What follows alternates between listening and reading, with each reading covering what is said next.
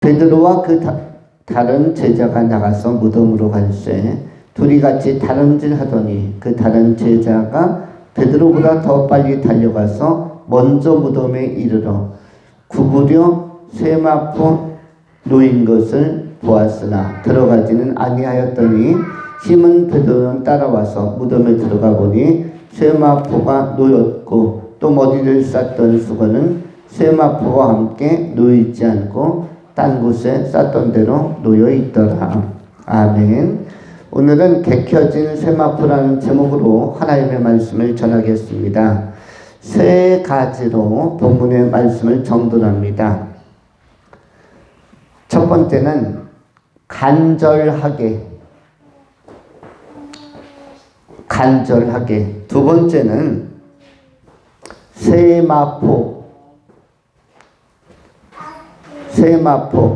달리 표현하면 정결하게입니다. 첫 번째가 간절하게라면 두 번째는 정결하게. 쇠마포. 세 번째는 계획대로.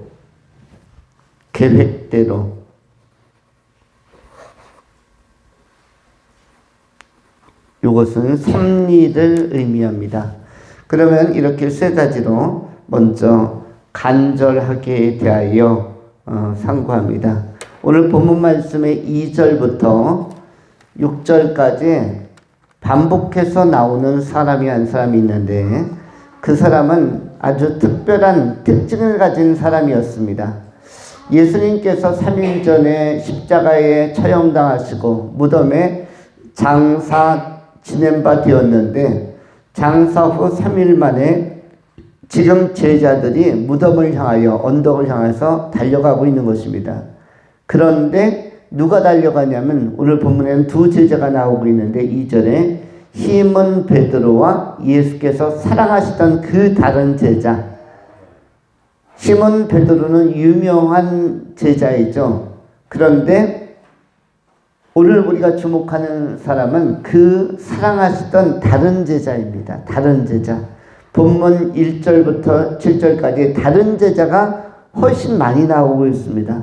2절에 예수께서 사랑하시던 그 다른 제자에게 라고 되어져 있고 또 3절에 베드로와 그 다른 제자가 나가서 다른 제자가 나오죠. 4절에 둘이 같이 다름질하더니 그 다른 제자가 베드로보다 더 빨리 달려가서 다른 제자가 지금까지 3번 나왔죠. 이렇게 다른 제자라는 표현이 많이 나오고 있는데 다른 제자는 누굴 이야기하냐면 요한을 의미합니다. 예수님께 사랑받는 사람 요한이었는데 요한은 사랑의 사람, 사랑의 사도로 알려진 사람입니다. 요한은 원래 성격이 좀 급한 사람이었어요. 그래서 천둥번개 치는 것처럼 보아너게, 천둥의 아들, 우레의 아들, 아주 목소리도 크고 성격도 급하고 다혈질인데 이 보아너게라는 별명을 가진 천둥의 아들, 우레의 아들. 그런데 이 요한이 변화되면서 어떤 사람으로 변화되었습니까? 사랑의 사람으로 변화되었습니다. 그리고 굉장히 능동적인 사람으로 변화되었습니다. 특별히 누구에 대하여? 예수님에 대하여, 하나님에 대하여 간절함이 있는 사람이었습니다. 그래서 4절에 보시면 둘이 같이 다름질했습니다. 베드로와 요한이 같이 뛰기 시작했어요. 예수님의 부활을 보기 위하여. 그런데 누가 더 앞서기 시작합니까? 둘이 같이 다름질하더니 스타트는 같이 했는데 그 다른 제자 요한이 베드로보다 더 빨리 달려가서 그 다음에 먼저 무덤에 도착하여 먼저 무덤에 이르러. 우리에게 있어서도 이런 간절함이 있습니다. 간절함이 꼭 필요합니다. 좋은 일은 먼저 해야 되는 것입니다. 우선순위라는 것도 있죠. 좋은 것, 중요한 것은 먼저 해야 되는데 좋은 것 중에 좋은 것이 무엇입니까? 예수님을 만나러 가는 것. 예수님과 관련된 일, 예수님을 전하는 일에는 먼저 빠르게 더 빨리 더 적극적으로 하려고 하는 이 간절함과 사모함이 꼭 필요한 것입니다. 하나님의 나라를 추구하는 우리 모든 성도들에게 필요한 것은 이 사도 요한 같은 이 간절함, 사모함, 민첩함, 집중력, 추진력 이런 것들입니다. 선한 일에는 민첩하게, 오히려 악한 일은 더디게 이렇게 하는 것이 좋은 것이죠. 지혜로운 사람은 선한 일에는 민첩하게, 악한 일은 더디게. 이것이 굉장히 중요한 것입니다. 우리가 일상생활을 살아가고 또 분별력을 가질 때도 마찬가지입니다. 판단할 때도 선한 일은 즉시 노타임으로, 우리가 운동할 때도 노타임이라는 것이 있습니다. 농구에서는 노룩 패스라는 것도 있습니다. 그리고 축구에서는 원터치 패스라는 것이 있는데, 선한 일, 바른 일은 이렇게 노타임으로 가져가는 것이고요. 악한 일은 유보입니다. 판단 중지, 판단 유보. 우리 대한민국에서도 여러 가지 지난 12월부터 작금까지, 지금 또한 보궐선거, 대선 전국까지 여러분들이 판단하기 어려운 일들이 몇 가지 있을 것입니다. 나름대로 각자의 경험과 지식과 정보와 또 여러 상황에 따라서 판단하는 것이 다를 것 같습니다. 그런데 판단이 잘 안 되는 분들이 있을 겁니다. 저는 대부분 판단이 잘 안 되리라고 생각합니다. 이런 때는 뭐 하는 거냐면 판단 유보라는 것을 하는 것입니다. 판단 중지, 판단 유보. 하이데거라든지 유명한 철학자들은 이 판단 중지, 판단 유보라는 것을 인간의 삶에는 꼭 사용해야 한다고 이렇게 알려주었습니다. 그것은 뭐냐면 인간이 풀 수 없는 문제들이 있다. 여러분 실타래가 엉켜 있으면 마음 같아서는 빨리 풀고 싶은데 잘 안 풀려지면 가위로 싹둑 잘라버리면 실이 제대로 풀릴까요? 성격 같아서는 어떻게 하는 게 좋겠습니까? 안 풀리는 실타래나 실 막 엉켜맨 거는 가위로 잘라버리면 될 것 같은데, 그렇게 하다가는 하나도 쓸 수가 없게 됩니다. 이 줄을, 이 실을. 마찬가지로 이런 때는 판단 중지. 그래서 세상에 어떤 사업을 하다가 또는 앞날에 대해서 너무 어려운 문제도 마찬가지입니다. 한 번에는 풀 수 없다. 그래서 우리가 오리나 큰 꿩이나 닭이나 거위나 칠면조 요리할 때처럼 그런 방식으로 해야 된다. 칠면조나 또는 이런 닭 같은 거, 닭볶음탕 할 때는 한 번에 다 프라이팬에다 놓고 볶으면 요리가 잘 안 됩니다. 닭은 뻑뻑한 살도 있어서 속까지 양념이 배고 이렇게 맛이 들어가려면 어떻게 하는 게 좋다? 닭볶음탕, 닭도리탕 할 때 어떻게 하는 게 중요하죠? 닭을 처음에 도마에다 놓고 어떻게 하는 게 좋아요? 여러 조각으로 자르는 게 중요합니다. 자르는 게. 그래서 한 번에 풀려고 하지 말고 할 수 있는 것부터, 이해되는 것부터 작은 조각부터 하는 것입니다. 나머지는 어떻게 하느냐? 그냥 미뤄두는 거예요. 나머지는 판단 유보하는 것입니다. 판단 중지. 그러면은 어떻게 되나? 세월이, 하나님께서 세월의 주인, 시간의 주인이기 때문에 시간이 흐르면서 하나하나 이해가 되기 시작합니다. 아, 이거였구나. 퍼즐 한 조각 한 조각이 나중에 맞춰지는 것입니다. 마치 미술이라는 영역에서 저 스테인드 글라스처럼 또는 이렇게 조각조각 붙여서 작품을 만드는 기법을 모자이크라고 하죠. 모자이크처럼 우리 들어오는 문이나 저 뒤에도 모자이크로 형성된 그림들이 있습니다. 그런데 모자이크화는 조각조각일 때는 의미가 없고 이게 뭐지 하는 것이에요. 그런데 한 조각 한 조각이 붙여지면서 나중에 완성품이 나오는 것처럼 인생도 역사도 마찬가지입니다. 선한 것은 바로 판단하는 것이고 바로 반응하는 것이고, 악하거나 아니면 복잡한 것은 한 번에 푸는 게 아니라 천천히 시간을 두고 그리고 이해되는 것이나 할 수 있는 것부터 하는 것입니다. 어려운 시험이나 수능을 볼 때도 마찬가지죠. 너무 어려운 문제들이 많으면 처음부터 그거 가지고 머리 싸매면 안 되고 할 수 있는 문제, 쉬운 문제부터 먼저 뭐뭐 하다 쉬운 문제부터 먼저 푸는 것입니다. 내가 답이 보이는 것부터, 답이 보이는 것은 즉각 하면서 풀기 시작하는 거고, 좀 복잡하고 이건 잠깐 패스, 조금 있다가 판단 유보, 답이 2번인지 3번인지 아리송한데 조금 있다가 이 공식을 적용할지 저 공식을 적용할지 판단이 안 설 때는 조금 있다가, 이게 판단 유보, 판단 중지라는 것인데 인생에는 이것이 꼭 필요할 때가 있는 것입니다. 그러면 어떻게 되는가? 나중에 생각나는 것들도 있고 시간이 흐르면서 풀려지는 것도 있습니다. 우리 인생에 있어서는 이렇게 두 가지를 사용해야 하는데, 그러나 할 수 있는 것들은, 가장 중요한 것들은 우리가 민첩해야만 합니다. 하나님에 대하여 또 선한 것에는 민첩하게, 악한 일에는 가능하면 천천히. 도로를 건널 때도, 횡단할 때도 이것을 사용하면 좋다고 하죠. 운전자는 어떻게 하면 좋다? 운전자는 일단은 신호가 바뀔 듯 하면은 먼저 멈춰라. 그런데 보행자는 신호가 바뀔 것 같으면 먼저 탁 뛰어들어가는 것이 좋습니까? 신호가 바뀔 걸 예상하면서 탁 뛰어들어가는 게 좋습니까? 아니면은 한 걸음 늦춰서 사람들이 먼저 횡단보도 건너고 나서 천천히 2, 3초 후에 1, 2초 후에 천천히 들어가는 게 좋습니까? 그런데 일단 들어가면 어떻게 하는 게 좋죠? 도착은 내가 더 빨리 하는 게 좋습니다. 늦게 출발해도 뭐가 좋다? 빨리 도착하는 게 좋다.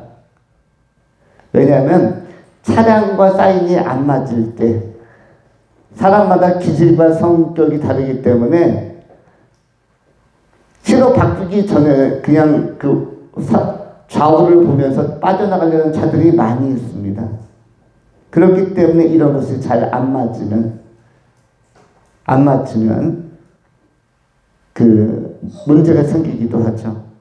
어쨌든 우리는 뭐에는 민첩해야 되겠습니까? 선한 데는 엄청 민첩해야 되고, 그리고 악한 데는 좀 더딘 것이 좋습니다. 로마서를 통해서도 바울도 이것을 교훈해 주고 있습니다. 선한 데는 아주 민첩하게, 악한 일은 더디게, 이렇게 하는 것이 좋은 것이죠.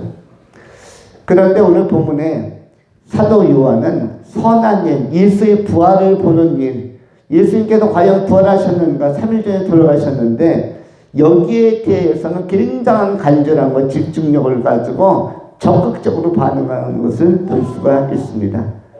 우리가 하나님의 말씀을 사모함이라든지 예배함이라든지 이런 영적으로 은혜받는다든지 이런 좋은 일에는 적극적으로 집중력을 가지고 반응함으로 말미암아 큰 은혜를 경험하시고 하나님께 사랑받는, 요한이 하나님께 사랑받은 것처럼 예수님께 사랑을 많이 받아서 자기 표현을, 자기 이름을 4절에서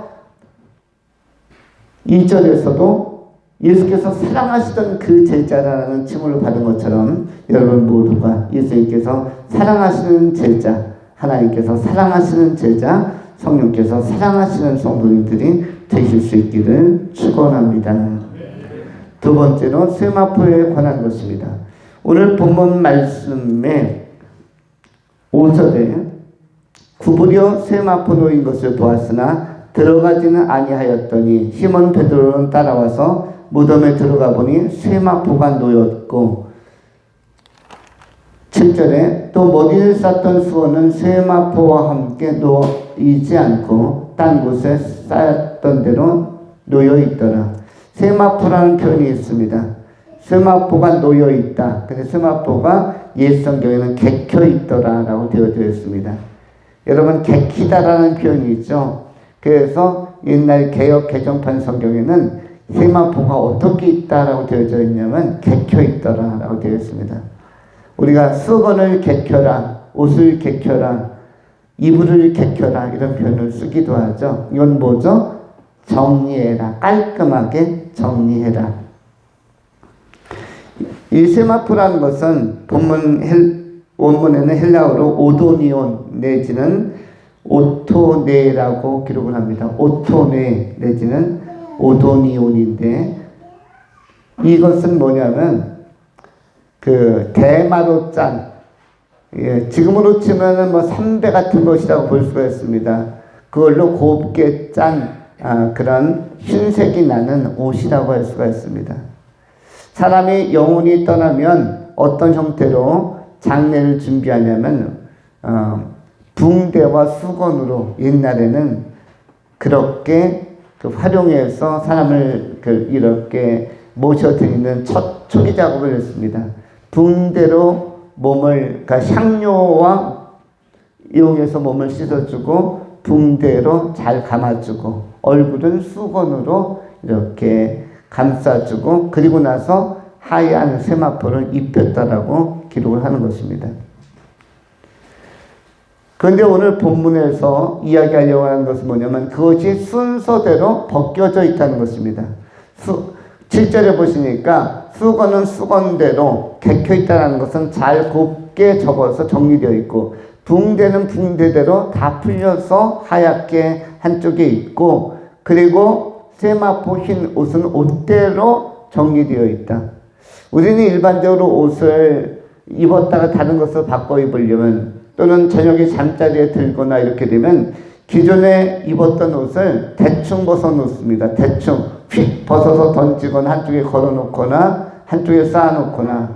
그런데 오늘 예수님께서는 침착하게 마치 잘 주무시고 일어나신 사람처럼 자신이 입었던 세마포를 그리고 자신의 얼굴을 감쌌던 수건을 그냥 휙 던져놓은 것도 아니고 침착하게 일어나서 다 정리정돈을 해놓았다는 것입니다.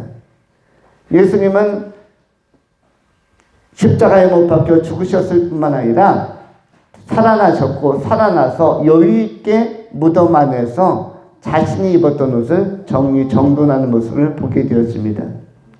그리고 또 한 가지 예수님께서는 이렇게 기존에 있는 옷은 장례 지낼 때 입었던 옷은 개켜놓고 정리했는데 나중에 천사와 또 제자들이 볼 때 예수님은 옷을 입고 계셨습니다. 그 옷은 지금 장례 지낼 때 입었던 세마포와는 전혀 다른 이것은 사람들이 아리마대 요셉이 입혀주고 또 니고데모가 준비해서 입혀주었던 그 옷은 한쪽에 개켜놓았고 그런데 부활하신 예수님은 그 옷은 벗었는데도 제자들이 보니까 마리아가 보니까 흰 옷을 입고 있었습니다. 그런데 이 흰 세마포야말로 어떤 세마포냐면 하나님께서 준비하신 거룩하고 질적으로 새로운 세마포라는 사실을 알 수가 있습니다. 여러분들도 이 땅을 떠나서 천국에 들어가면 어떤 옷을 입고 있을까요? 오늘 그 성가대 가운도 흰색이고 제가 입은 목사님 가운도 흰색입니다. 이 흰색은 무엇을 상징하는 옷이죠? 이것이 세마포를 상징하는 옷입니다. 그래서 이 세마포에는 정결함, 고결함, 순수함 이런 것들이 깨끗함 예수님의 십자가의 보혈로 대속의 은혜를 덧입고 깨끗해진 새 존재 죄와 어둠과 저주와 절망을 전부 다 씻어버리는 상처를 씻어버리는 깨끗함을 상징함으로 흰 가운을 입는 것입니다. 하나하나 전부 다 상징을 가지고 색상을 결정하는데 흰 가운은 바로 그러한 예수님의 부활을 상징하는 색상이라고 할 수가 있습니다.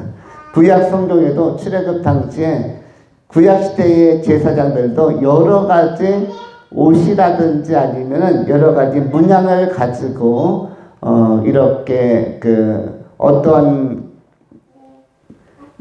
예식을 진행했는데 거기에 있는 하나하나의 장식이나 그 여러 가지 장신구들이 전부 다 그 의미를 갖는 것들입니다. 보라색은 보라색대로, 빨간색은 빨간색대로, 흰색은 흰색대로. 또 그 후드를 하기도 하고 여기에도 색상을 결정하는데 이것도 하나하나 의미를 갖는 것입니다. 부활을 상징하기도 하고 고난을 상징하기도 하고 또 탄생을 상징하기도 하고 또 성령의 임재를 상징하기도 하는 것을 색상으로 표현하기도 합니다. 오늘 예수님은 이전에 있었던 세마포, 이전에 장례 지낼 때 입었던 옷은 손수 정리해 놓으셨고 새로운 세마포를 입고 부활하셨습니다. 여러분들도 천국에 가면은 무슨 색깔 옷을 입고 다니시겠습니까? 분명히 지금 입고 있는 옷을 입고 천국에서 돌아다니지는 않을 것입니다. 그렇다고 알몸으로 돌아다니지도 않을 것입니다. 알몸으로 돌아다니면 원시 부족도 아니고 식인종 마을도 아니고 그렇게 다니지도 않을 것이며, 그렇다면 뭔가 옷을 입을 때에 여러분이 아시는 것처럼 세상을 떠날 때는 옷을 한 벌도 안 가져가기 때문에 지상에서 옷을 안 가져가는데 천상에서 어떤 옷을 입으시겠습니까? 거기에 백화점이나 아니면 의류 상가가 있는 곳이 아닙니다. 그러면은 누가 준비해준 옷을 입어야 할 것입니다. 누군가 준비해준 옷만 입을 수 있습니다. 천국에 가서 여러분에게는 선택의 여지가 없는데 성경은 그것이 바로 세마포라고 기록을 합니다. 어디에 나옵니까? 요한계시록 19장 8절 9절에 성경이 이렇게 기록을 합니다. 그에게 빛나고 깨끗한 세마포 옷을 입도록 허락하셨으니 이 세마포 옷은 성도들의 옳은 행실이로라 하더라. 천사가 내게 말하기를 기록하라. 어린 양의 혼인잔치에 청함을 받은 자들은 복이 있도다 하고 또 내게 말하되 이것은 하나님의 참되신 말씀이라 하기로 내가 그 발 앞에 엎드려 경배하려 하니 그가 나에게 말하기를 나는 너와 및 예수의 증언을 받은 네 형제들과 같이 된 종이니 삼가 그리하지 말고 오직 하나님께 경배하라. 예수의 증언은 예언의 영이라 하더라. 8절에 그에게 빛나고 깨끗한 세마포 옷을 입도록 허락하셨으니 이 세마포 옷은 성도들의 옳은 행실이라 라고 기록을 합니다. 세마포라는 용어가 많이 사용되고 있습니다. 깨끗한 옷을 의미합니다. 천국에 가면은 여러분은 빛나고 깨끗한 흰옷을 입는다 이렇게 기억하시면 좋을 것입니다. 오늘 지상에서는 검정도 입고 파랑도 입고 초록도 있고 여러 가지 옷을 입을 수 있겠거니와 천국에 가서는 하나님께서 준비해 주신 깨끗하고 흰 옷을 입는다. 이것을 기억하시면 좋은데 그만큼 천국은 이 세마포 깨끗하고 흰 옷은 무엇을 의미한다고 기록하냐면 성도의 옳은 행실, 성도들의 옳은 행실을 의미한다라고 기록하고 있습니다. 천국은 누가 들어가는가? 옳다고 인정받는 사람들. 그 선택과 판단과 행실이 옳다고 하나님 앞에 옳다라고 인정받은 사람들, 의롭다라고 인정받은 사람들이 들어가는 것입니다. 어떻게 의롭다함을 받을 수 있습니까? 예수를 영접함으로, 거듭남으로, 예수 그리스도의 십자가의 보혈로 씻김을 받고 제사함 받아서 정결하게 되었다. 옳다. 라고 인정받은 사람들이 천국에 다 들어가는 것이고 그 사람들에게 입혀지는 것이 세마포인 것입니다. 이 땅을 떠나도 여러분이 영원히 입을 깨끗하고 정결한 옷이 있다는 사실을 기억하면서 영성에 참여하시고 어린 양의 혼인잔치에 참여하시는 복 있는 성도님들이 되실 수 있기를 축원합니다. 마지막 세 번째로 계획대로, 계획성에 관한 것입니다. 우리 주님께서는 십자가를 지셨을 뿐만 아니라 부활에 관한 것들을 다 계획을 따라서 행하신 것입니다. 말씀이 육신이 되어 이 땅에 오신 성육신, 인카네이션, 성육신의 사건도 계획을 따라 이루어진 것이고 예수님의 고난도 계획을 따라 이루어진 것입니다. 그리고 부활도 계획을 따라 이루어진 것이고 그리고 오늘 본문의 사건도 계획을 따라 이루어진 것이며 예수님의 재림도 계획을 따라 이루어지는 것입니다. 또한 여러분들이 지금 예배하는 것도 계획을 따라 이루어지는 것이고 이 계획은 누구의 계획을 의미합니까? 하나님의 위대한 계획, 창세전에 그리스도 안에서 여러분을 선택하기로 결정하시는 위대한 계획이 구현되고 실현되고 실천되고 있는 것입니다. 여러분들은 어떻게 보면 특별한 사람들입니다. 왜냐하면 창세전, 수천 년 전, 수만 년 전 역사와 지구촌과 우주가 창조되기도 전에 그리스도 예수 안에서 성자 안에서 구원받기로 예정된 분들이기 때문에 매우 특별하고 매우 가치 있고 매우 존귀한 분이다 라고 할 수 있는 것입니다.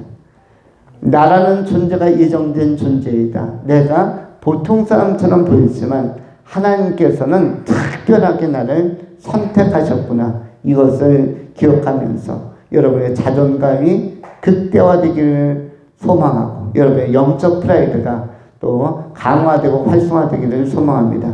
이러한 사람들을 믿음으로 사는 사람들, 세상이 감당할 수 없는 사람들이라고 말씀하고 있습니다. 이 세상에는 헤매는 사람들이 굉장히 많습니다. 헤매는 사람들이 많은 시대에 여러분들은 천국까지 가는 길을 해내는 사람, 두 가지 부류가 있다고 합니다. 헤매는 사람, 어려움이 있어서 헤매는 사람, 인생이 복잡해서 헤매는 사람이 있고 복잡한 인생 속에서도 그 허들 같은 고난을 다 통과해서 기필코 천국 가는 일을 해내는 사람이 있다고 합니다. 헤매는 사람이 아니라 해내는 사람으로 무엇을 가지고 믿음으로 해내는 사람. 역경이나 고난이 와도 여러 가지 변수가 작용해도 인생이 내 뜻대로 잘 안 풀렸지만 그래도 그 고비를 다 넘어서 그 태클을 다 넘어서 그 허들을 다 뛰어넘어서 장벽을 넘어서 천국까지 가는 이 어렵지만 위대한 일을 기필코 해내는 그리스도의 용사들, 주님의 귀한 제자들이 다 되실 수 있기를 축원합니다. 기도하겠습니다. 할렐루야. 존귀하신 하나님 감사합니다. 오늘도 우리를 위하여 십자가에 못 박혀 죽으시고 보혈 피 흘려서 우리를 정결하고 깨끗하고 옳은 행실을 가진 자라고 세워주심을 감사하고 그 부활의 은혜를 덧입고 우리가 오늘 부활의 증인으로 살기를 소망합니다. 거룩하신 주여 우리의 길을 우리의 발걸음을 힘있게 선하게 의롭게 인도하여 주시옵소서. 그리하여 영광의 나라에서 주님께서 예비하신 세마포를 덧입고 천국의 영원한 영생을 살아내는 복도 있고 상급도 있는 아름다운 성도님들이 되게 하여 주시옵소서. 우리 구주 예수 그리스도 이름으로 축복하며 기도하옵나이다. 아멘.